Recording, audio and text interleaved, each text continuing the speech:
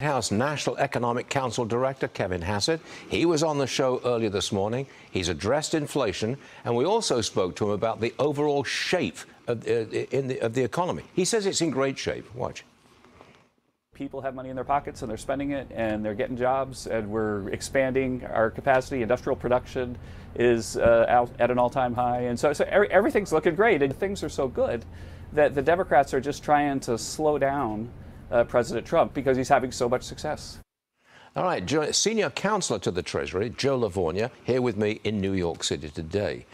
Are the Democrats looking for the failure of Trump's economic agenda? Is that all they got? I hate to be so cynical, Stu, but it seems that way. I mean, look, the economy, take government spending out of the second quarter GDP print, it wasn't 3.8, it was 4.5%. And it looks like the third quarter, again, led by the private sector, had growth up near 4%. They were making tremendous strides in righting the fiscal ship. We've got the tariff revenues that President Trump put in.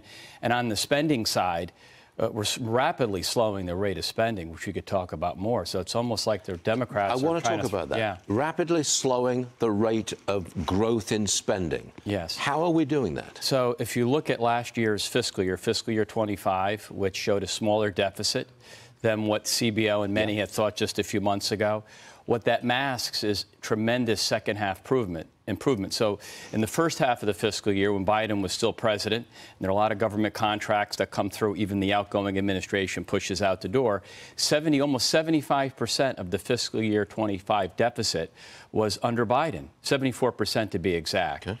When you look at the spending trends from April through September, spending was flat year on year in the second quarter, and in the third quarter was actually down. So, and the strides that were codified in the One Big Beautiful Bill still will keep government spending on a positive, proper track and not a non-excessive pace. And that's why we don't want to give ground on that and cow to the Democrats' demands that would reverse this great fiscal progress. It's a Friday morning. We're looking at a market that's 500 points higher for the Dow Industrials, huge gain for the NASDAQ as well. We've got a benign inflation report. We've got unemployment still relatively low by historical standards. And we've got some stimulus coming at us in 2026. This is a pretty good scenario for an economic gain next year and a market gain. Yeah, it's a good scenario. And by the way, on the inflation material that Kevin talked about earlier, there's no tariff effect. That's very important.